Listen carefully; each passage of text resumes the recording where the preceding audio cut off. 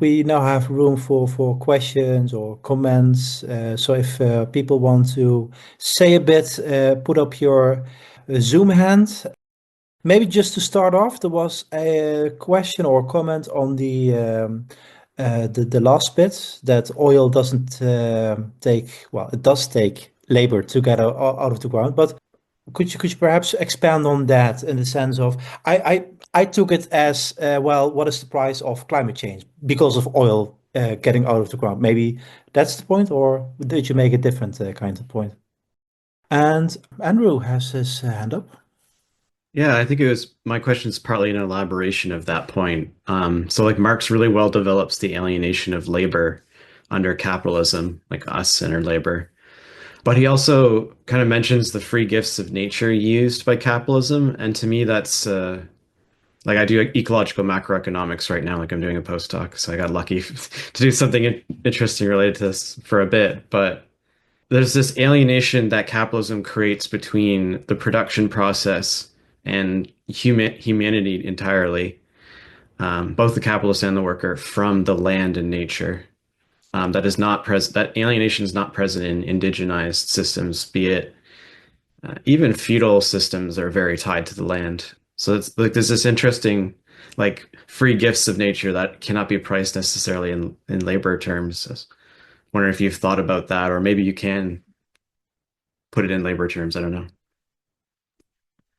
Yeah, let me just take these. So I actually have a couple of slides just on this point because I was going to put in the presentation, and then I was like, "Fuck, I've got 57 slides already, so I better not." But I have about two or three slides here, so let me just like let me go to them, okay? And hopefully this will get to this will just you'll see how we're kind of going about it. So how do we account for non-reproducible nature given factors of production? So say we have a teak tree, okay, and then we have pine tree, right?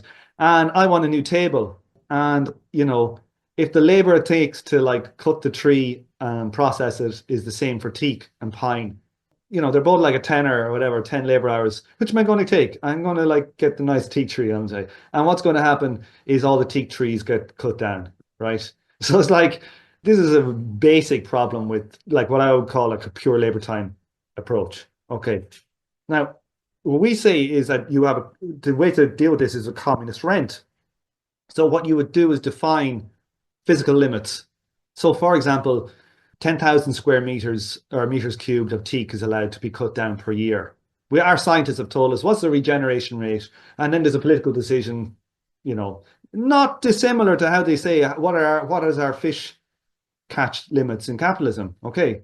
Now, the reason why that doesn't work in capitalism, it could work, but it can't because basically we can't say to the fishermen, "Oh no, fuck you guys," and they say, "Well, we lost our capital investment, and it's private property relations and all that bullshit," right? So it doesn't work in capitalism, right? Let's get that straight, right? But we're talking about socialism, where the people wouldn't lose out for a lack of fishing. Okay, so the price floats to bring demand into balance with agreed upon level of supply.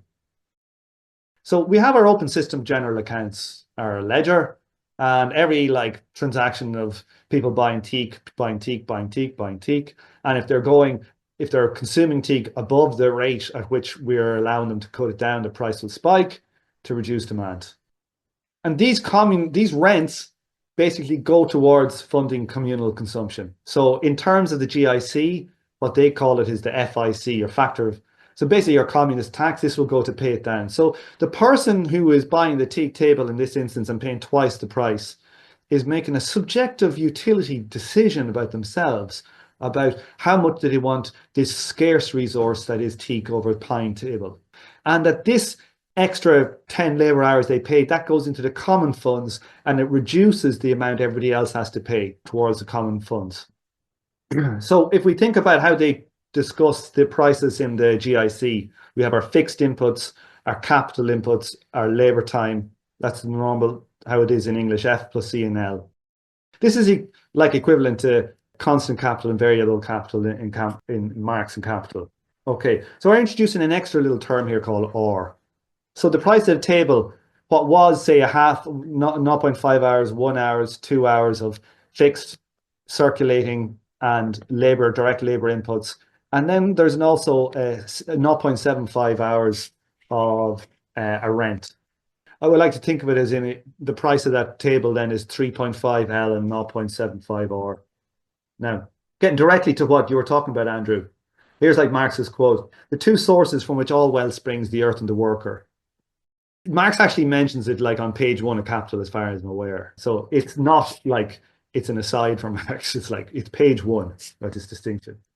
But it's not just that, like that. This is, I actually found a quote where Engels was talking about the concept of applying the communist rents in socialism. So it's actually in their writing.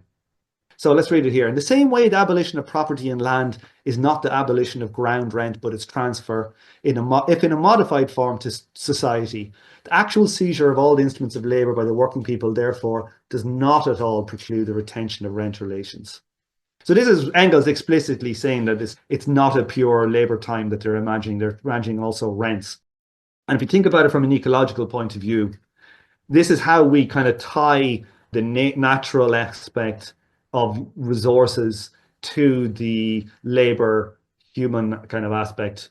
That if we think about the rents as a massive system of constraints, if we think about the economy and our ecology and everything as some vast multi-dimensional blob, and we're trying to keep it in a certain viable space, that these constraints are kind of like sticks that poke it up in different directions, and we can try and keep this blob in the right area. Okay, we're trying to keep the balloon up with different sticks, different constraints, and this is how we think that you get towards that. Now, whether this gets towards this pure de-alienation, like of humanity from nature under capitalism, I think is a part of the solution. But I think that's something that, I just think that the social relations of communist production will be so different that this kind of relationship to the earth and our ecology will go to something very different than it is under capitalism. Hopefully that might point you where we're going with this stuff. Just to expand on that a bit, in a question, is how do you calculate the rents in labor hours? For example, if you have, say, a quota, that's how I get it. So a quota on cutting down trees. How does that translate to labor hours?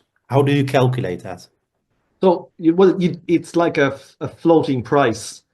So, for example, let's say there's available 1,000 trees a day, say, to teak to be cut down, and the rate of consumption is going above its replacement rate. Well, automatically it's a very simple little just like algorithm you have. Just if it's going below, you up the price, and you and then you up it again if it's still not hitting consumption, and you keep doing it. Like, these are just kind of normal. Can't remember. Donald, the co-author, has the exact phrase. I can't remember the exact terminology, but it's a ridiculously simple little bit of code. It's probably 3 lines of code, right? And it just automatically will spike and go up and down, such as to maintain demand in line with the allowed consumption. So I wouldn't worry about the technical aspect. It'd just be very easy. It'd be just like people are buying too much teak. They're buying too much teak. The price just goes up. It keeps going up until it hits demand. And then demand comes back down to the line, and then the price can stay there. And then if there's not enough demand, not enough teak is being bought to maintain it, the price will drop back down again and keep dropping until demand. And these things just float. That's the general idea. We don't have a lot of people putting their hands up, but we do have a few questions and comments in the chat. So one is by Jorge Bennett, if I'm pronouncing that correctly. Sorry, but it's not obvious to me, but how do workers know how much X or to produce in Y span of time? Yeah, like I didn't really get into that, but honestly, that this is like a very deep issue that gets into the distinction between push and pull production. Now, people don't know what push or pull production. Push production is more the concept of factories try and maximize the utilization of their machines and that, such that it brings down the unit price of the goods they're producing, and then they push them out into the market to sell. And if the market can't absorb it, then they might do some offers or something like that. And this is intrinsically a kind of private property mode of production that you try and push. Now, the TPS and lean manufacturing, as it known, it has shown that pull production is actually vastly more efficient, whereby you only produce in demand in response to demand signals. And so there's a whole bit of theory behind that. But in essence, like, how would the workers know how much to produce is in that they're only producing to demand. And, this gets deeply towards that kind of, there's a description, I wanted to quote here now, is by Engels, is like, instead of the state, something around the lines of, the state being used to control people, now in communism, it'll be like the production of use values or something like this. It's everything comes about the production of use values. I can't remember the exact quote. I'm butchering it, but there's a deep point there, and it's a cybernetic point too, and it's a productivity point too, that actually pull production is vastly more efficient than push production. And it's another critique, a devastating critique for central planning, which is a push production system. So that's the essence of it. I'm too COVID ridden to give a very coherent response to that. But that would require to tease all that stuff out another hour lecture, to be honest. But that's the general basics. So Jake B is saying, I wonder about transition from money to credits or labor time, I suppose, as a practical thing. And how do we get buy-in from small business owners and farmers, presuming that we don't support forced collectivization? And maybe to add on that, a question I had was that currently workers have build up or save up for their own retirement. So retirement is a form of delayed wages, right? So how or if would that work actually with the system? Could you save up for your own retirement, or would you be paid by or supported by the working population? What are your views on that? Oh, well, that's like, to me, that's just a policy decision. It's like, what way do you want to run the society? Like, because in some way you're either going to pay and save it yourself, or you're going to be taxed, into the communal stuff to pay for retirement funds. So you're paying one way or the other. So it's just about how society divides it. It's not really an issue. What was the first part again?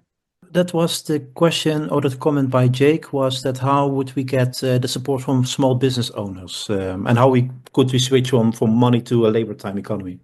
Right. In essence, we're talking about a revolutionary change in the nature of production. We're talking about a revolution. We're talking about the end of private property production relations. That's a revolutionary movement thing. I don't think there's any way around that. That's just class war, right? Just like the way we say, modern societies, slavery is illegal. We just say, no, not allowed slavery. And we just go saying private property relations of production, it's just legal, not doing it, right? It's class war. There's no code in it. It's not a tea party. But it's true. There's no way around this thing, right? Okay. And what does that mean? That means that like that we have to actually organize on those the basis of like these are the bases that we have to organize, and then we have to win a revolution. Like, that's the thing. We're not going to get into power. We're not going to be part of a coalition with Labour in London here and say, oh yeah, it's a revolutionary movement, right? That we're looking for. We're talking about changing the mode of production. Now, does that mean it's going to be like the Soviet Union? Like, no, like that didn't even make sense in their own terms of collectivization of agriculture, for example. It led to a collapse in agricultural production output. But on some level, you can't get away from a class war. That's, I'm going to sound like a flaming revolutionary, but that's what I am. Yeah. You're a communist. I'm a communist, yeah. There was one question in here. Somebody asked where that beer quote was from. Yeah. I thought, and that's from The Heart of the Enterprise. Which is the second one. Yeah, the sister book, which is actually really good. I think it's actually a better way to understand the cybernetic stuff than the other one. The Brain of Software. From first principles. So it's a big book, but I think it's easier to understand than the biological stuff. Roger. I've got a few fun things and a couple of more serious ones. And first, there was a question about Half-Earth Socialism. And if anybody's played it, yeah, I played it so intensively for 3 months, I ended up writing the guide to it. And I had like 4 scenarios of the best ways to play it, including what, as far as I know, was the speed run record at 3 turns. And then they updated it, and none of my guide works anymore. And I'm still bitter about it. Okay, so a few other bits and pieces is that, firstly, the thing you say about equalizing all wages. So even if you're weaker and not as good at loading pig iron as somebody else, it doesn't discriminate against you. Well, you could make the argument that that's a healthy form of discrimination to tell you to choose a better career for yourself. But okay, and also in the thing about the graph, the alienation to productivity thing, that isn't actually as hard and fast as it may look.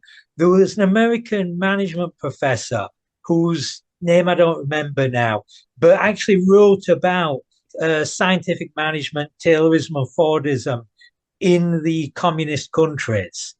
And I don't know if this was actually part of that or just from some of his other regular management writings, that he said that job enrichment only works under certain conditions.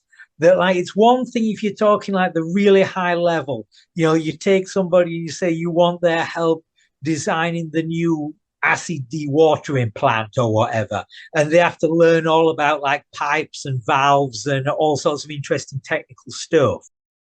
But if you're talking about the sort of bottom end, the lowest skilled jobs, actually making the job more brainless can actually make it better, because then you can just sort of do it without thinking about it and go into a sort of state of Zen-like calm. If all you have to do is like pick up tubs of rubble, carry them to the skip, tip them in, that's something that you can get very sort of calm and relaxed doing. But if they try and make it a better job and give you like these extra little bits to do, like even if it's just like you have to shovel the rubble into the tub first before you carry it, that's actually an extra source of stress because of like the task switching, the mental, just the extra bit of mental strain. It doesn't make the job fun or enjoyable. It just gives you an extra thing to think about, so you can't properly relax. Okay, but on to the more significant stuff. There's like a criticism of just having the labor hours as like a main unit of account, and how it can create the same sort of problem as like how GDP isn't really a good measure for how the state of country's in. You could be building prisons and your GDP goes up. Your country could be half wrecked and you're rebuilding it and your GDP goes up. And in that same sense, in the W. Edwards Deming book, Out of the Crisis, he tells this story about they did this statistical analysis on a factory and actually found that the factory was catching fire more reliably than it was producing finished product. And that is one of those things that labor hours just wouldn't show you. It doesn't discriminate between like value work and waste. It would count the time spent running to get the fire extinguishers as, indistinguishable from any other kind of work. And this is going on a bit. Okay, so last thing specifically about the Toyota production system and wanting to create less alienated labor. And like TPS is really associated with like production line. That's for optimizing production line. That's what they're really famous for. But conversely, Volvo at their Kalmar and Uddevalla plants in the 80s and 90s, and management actually did this willingly to counteract like a massive recruitment and absenteeism crisis. They tried to humanize the work as much as possible. And part of that was going from like production line to stuff that's variously called like pad production, bay production, dock production. What basically means is you just have a team around an area and you build as much of the vehicle as you can in one place with these same people doing everything. And when I with a few exceptions, like paint shop that needs special skills and like a special booth and stuff. And instead of like possibly in a production line, like 800 people just send like one car a minute down the line. In its like most extreme form, this on pad production, different teams worked in different ways and they could choose how they want to do it. But one pad had these just 2 women who just made one car a day, like clockwork. And this sort of system when they presented this like the experts in the Japanese system, Taiichi Ohno, who invented the Toyota production system, just honestly said, this is so different to what I do, I just can't comment on it. Whereas Womack and Roos, who wrote The Machine That Changed the World, which is like the Western interpretation of TPS, were very sort of snarky and dismissive of it. But thinking about all the sort of criticism of that, none of them actually hold up. And you can apply most, like all the sort of basic principles of Toyota production system to bay or dock production. It's just mainly a different sort of material flow planning challenge of getting everything to each pad when it's needed instead of like feeding it into a main production line. Okay, that's all I had to say. I'll see if I can answer or talk a little bit about some of them. Yeah, like I can imagine that, like, say with Volvo, you could apply, like in an unalienated society, they might discover very different modes of production, very different ways of organizing production. I could imagine, Roger, that like people making the one car in situ, I could imagine that could end up competing with a line and be way less and be way less alienating. It just, these things probably didn't get that long to hone if you compare it to stuff like the TPS, which wasn't quick for Ono and these guys to do. It was like 10 or 15, 20 years work. On the idea that labor is like GDP, like value, I think that just is not, like, I think that's not a problem, right? Because it's actually in the interests of the workers to work less, right? The difference with capitalism is in that it's in the interests of the capitalists for the workers to work more, because the more they work, the more they exploit. Where, it's a fundamental relationship there. In a communist society, people don't want to have to work more hours. They just want to work. They want to work as little hours for as good of life standard as they can get. That's the point. There isn't a drive built into the social relations that will drive that kind of overproduction that there is in capitalism. There isn't. It's the opposite. Oh, more brainless work. The best job I ever had was definitely the most brainless job I ever had. I filled 2 liters of milk in the creamery where my father worked, and I'd sit there in the machine to take them off, and I'd space out, and I definitely had that zen. So that's actually my favorite job, better than any other office job I ever had. And I do actually genuinely mean that. But I think the evidence doesn't back up that people prefer more brainless work. The meta studies on the TPS stuff, the kind of pull production based stuff, is actually that people don't find there are some that do, but it's by far the minority that find the imposition of having to do more think work a negative. It's actually, the evidence goes the other way. And the evidence goes towards a study of meta studies, of all the studies, show that there is definitely a link between the more empowered the worker is and the higher the output and the productivity is. Yeah, there's all this stuff to do with pull production. I think it's entirely linked into this stuff. And pull production, remember, like, it is a cybernetically valid form of production.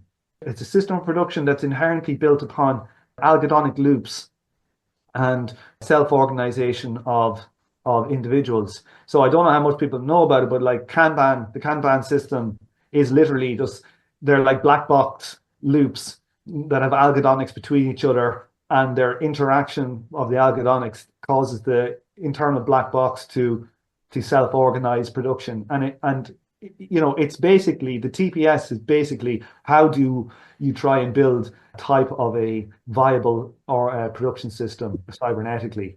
It's not to say it's the only possible way, but it's definitely an implementation of one. Well, I had a question which might actually be opening a complete can of worms and be its own session. But I do want to pick your brains a bit.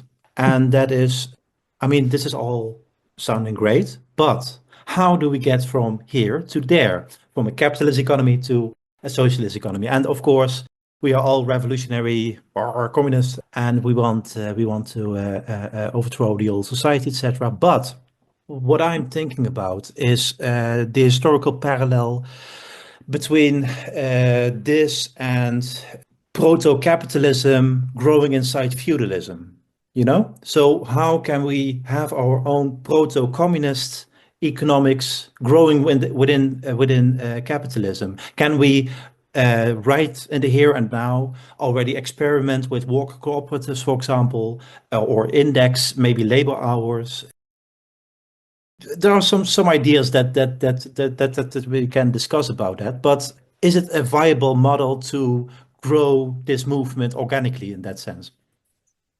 Look, I kind of have great respect for people that do communes and all this kind of stuff and cooperative work. So it's inspiring reading about, like, say, communes in Venezuela and things like this. So the thing is that, and it's the same with, like, even if we take it like in say cooperatives, which typically aren't equal wages that the communes might be, right?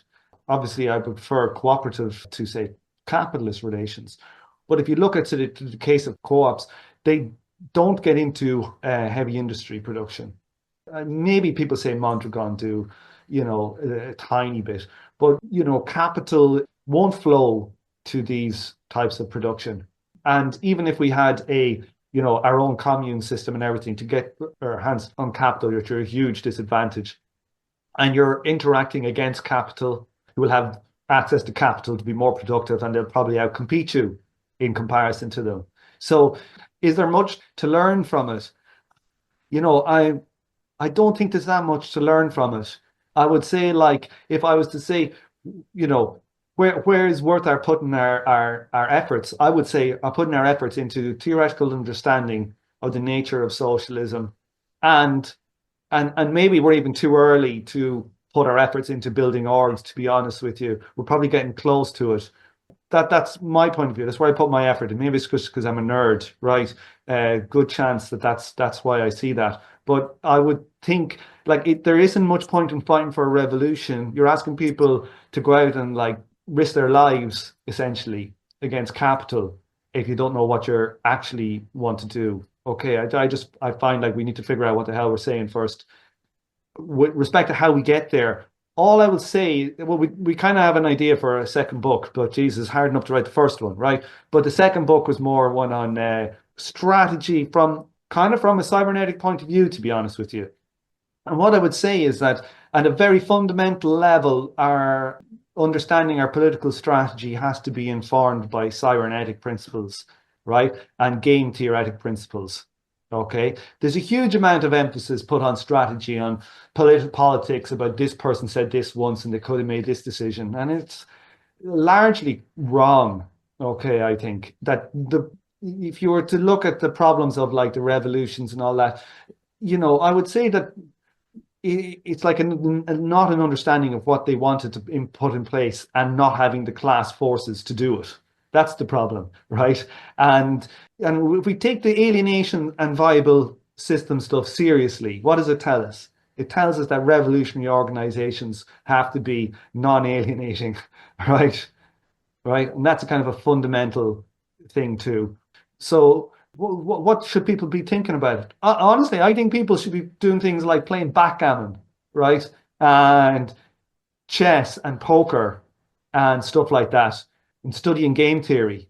And I think there's probably more to be learned from playing backgammon than there is to be learned from reading a lot of strategy stuff. To the extent that there's much decent Marxist strategy stuff in the last 100 years, I would be skeptical. Not that I'm an expert or anything in that area, but that's what I'd say. Andrew. Yeah, I guess my comment would come from, I guess, a critique that I've been trying to engage in, which is of the Western left generally, including Marxists, is that they don't tend to engage in non-Western perspectives on Marxism, which is a very pragmatic, like, there are actually existing socialisms today of some sort, highly flawed and contradictory they may be, that exhibit some of the features that we would desire and many of the features we would not. And they've generally vastly improved people's lives, I think, is the general takeaway from reading about most of them. And I think it's worth, like, examining these as concrete experiments in the path towards better and better socialisms, actually existing socialism, especially now that the hegemony of the United States is increasingly faltering. We'll hopefully see a flourishing of more experiments now that there's a trading partner they have that won't necessarily just overthrow them every time they experiment with something. So I guess that would be my suggestion is us increasingly like studying in detail, like what are the experiments that have been tried? How do they have these feedback systems and mechanisms? Why did they move away from them or back towards them? These kind of different things. Even the Soviet Union had a lot of these aspects at different times. Yeah, like I would say, like in the book, we go through everything. To be honest with you, we give a critique of all the historical schools and the actual existing examples, both from value theory point of view and from a cybernetic point of view. And we have like, I think completely novel cybernetic analysis of the Soviet Union. I don't think I've ever, in a lot of research, we've read nothing like it. But I would say to you that, the reason why they have failed, from a theoretical point of view, is that they didn't really grasp Marx's analysis of capitalism and what they talked about socialism. I personally would disagree, actually, that I think that's not that they don't grasp it. There's not some intellectual schism or problem, Yeah, but it's maybe I'm not the saying. concrete reality that they have to deal with. So I would say, yeah, on some level, I would say that like probably most of the, say, of the revolutions that happened, I would say probably something like Spain probably was closest, but they didn't, they were the ones that kind of got closest to the kind of egalitarian nature of it. But most of them, a lot of them that have, fought and done good stuff, they maintain the very basis of the class structure and differential wages and everything, which is just the driving force of capitalism. Once you have that, you have all the dynamics, even if you do good stuff. Look, we can look at social democracy in Europe as having done stuff that was beneficial for the working class. And we can look at Cuba and say it's done good stuff from the working class. And you can probably look at I don't know North Korea, right? I don't know. But like you can probably look at North Korea and say it did good stuff for the working class. And you can look at Mao's China and say it did good stuff for the working class. But we can say that too about Sweden, right? But we don't look at Sweden and say Sweden is socialist, right? Well, it depends on imperial plunder, right? So yeah, well, I think the fundamental nature of socialism is the association of free and equal producers. Everybody's labor is treated equally, and that's what we'll argue for in the book, right? And I don't think that the closest that was probably got to was in Spain to that overriding concept that it didn't. If it was in the other ones, it didn't last very long, and probably for good reasons that they didn't have the class forces to do what they wanted. I don't see any comments or hands, so I think we are organically moving towards an end. Oh, Sergey has something. Yeah, Tom, thank you so much for this talk. I wanted to just kind of very quickly maybe take issue with the statement that planning is not an economic category. On one hand, I see where you're coming from, but on the other hand, I'm wondering, you had Thomas Hardin on the podcast, and we're discussing his kind of idea of feed forward. So imagine that you have the kind of pull production system, and it goes from a node to node, and there are these the buffers are changing their relative emptiness, whatever. Now it's clear that the buffers there are being helping to coordinate all of that, right? And different nodes and different productive processes are reacting to that and adjusting their activity levels in response to that. Now, what Thomas was saying in that blog post is essentially that I think that even this pull system can exhibit then fluctuations because that signal goes from a node to node with some delay, right? And so it seems like the waves are going to be created, at least out of that.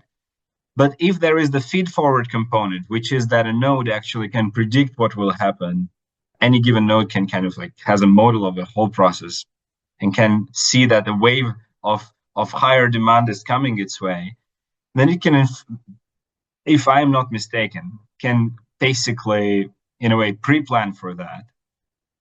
And then it seems planning, therefore, there is space for saying that planning will have like an economic meaning to it, like a coordinatory meaning to that, if a pull system is enriched with these feed forward capacities of previewing, like basically reacting to more information than just your next customer, right? Like I know I sorry, I got like into like this no, that's really good. but I know exactly the point. Yeah. So like it's kind of again into the weeds of the technical stuff. But what we'd say to that is that how do capitalist systems that are built on pull production manage? So in the economic literature, that's called a bullwhip effect. Okay, it's the bullwhip effect. Okay, so it is like if you think if you have a whip and you crack and you do a little change here, and then it gets boom, boom, boom, boom, and it gets big. Right. And so if we think about it and you're producing just to customer demand, now let's say you're Toyota and you got two models of cars, you got Model A and Model B, and like maybe it's 50% of the production is normally coming in, right? But actually just by noise, it might go 26 in a row for one, and then 3 for one, and then 49 in a row for the other. And then you're thinking, oh, well, now my production system, now I'm doing like the ratio has gone to 19-1 or something, right? And so further down the line, these nodes go, they go, my productivity has increased 19%, 100%. And they go to down the line, they go, God, we've got to increase our production of our units we give to them by 1900%, and so on. And it whips out. And you see this in capitalism, and it's called the bullwhip effect, right? But Toyota solved this problem. Is the thing. And how do they do it? They put what they call putting variety in the line. Okay. And so what they do is they actually produce if it's 50-50 on cars, say, coming in, they'll actually produce one blue car, one type A, one type B. They won't actually do 10,000 A's and then 10,000 B's because that's more efficient. They actually put the variety into the line. And I'd have to go and get the exact details, but this actually solves that problem. And this is a deep point about putting variety into the production system, right? Now, when Thomas and that go on about production planning techniques, stuff like linear programming or these techniques in the literature, now, they have use. That's the thing. But they have narrow use. They cannot plan the entire economy. They cannot direct production. But they can solve production issues where they are actually good at doing it. You have 3 machines. One takes more inputs and one is slower and one is faster. What's the most efficient way of doing it? Sure, the guys in the mattress factory we looked at earlier, they actually might use these planning techniques. Or if you were trying to say, what is the most efficient way to lay out our 5G masts?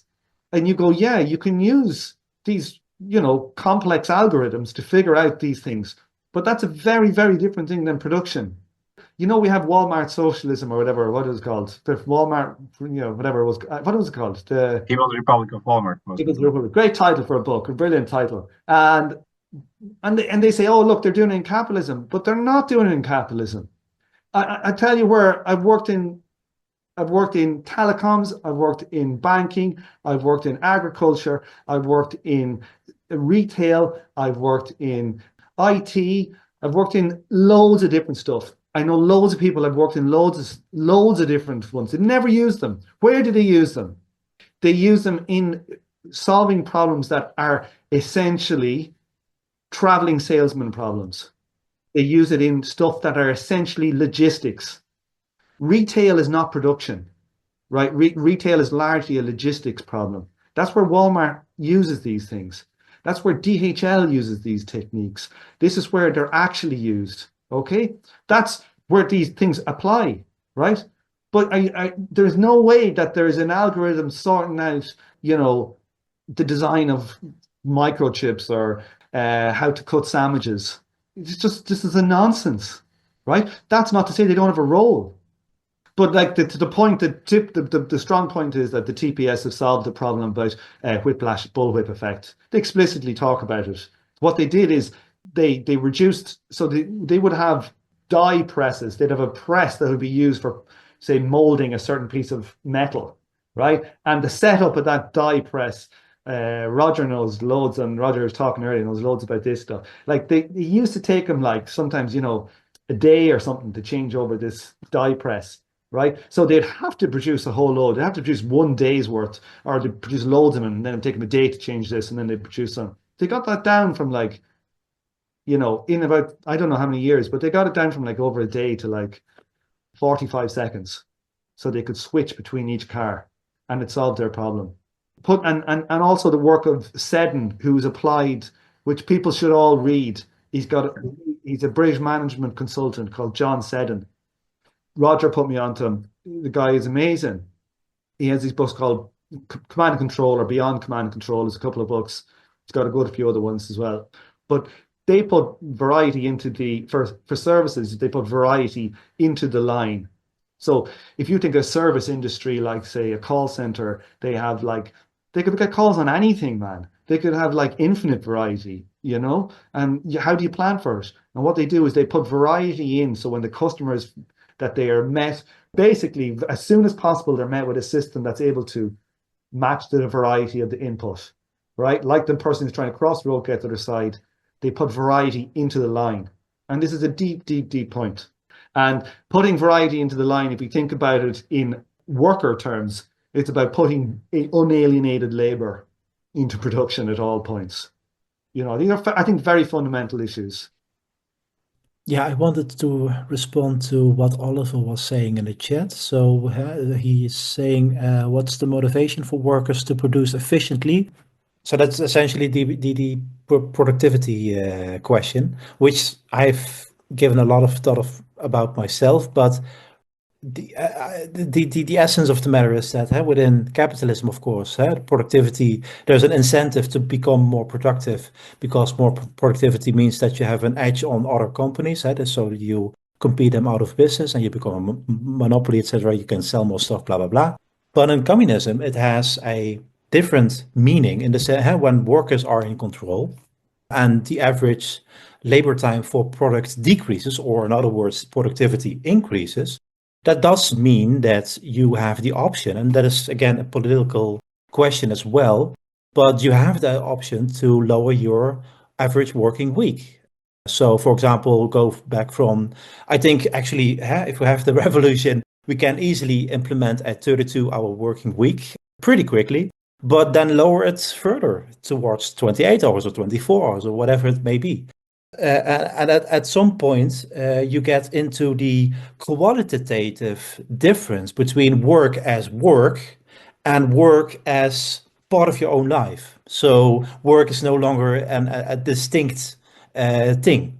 So I think productivity is can actually and has to have actually a progressive meaning for Marxists as well. It's not just a capitalist category. So those were my comments on that. I 100% agree with what Emil just said there. Like the thing is, if socialism, it has to be in the interests of the worker to increase their productivity, or else it's not going to happen, right?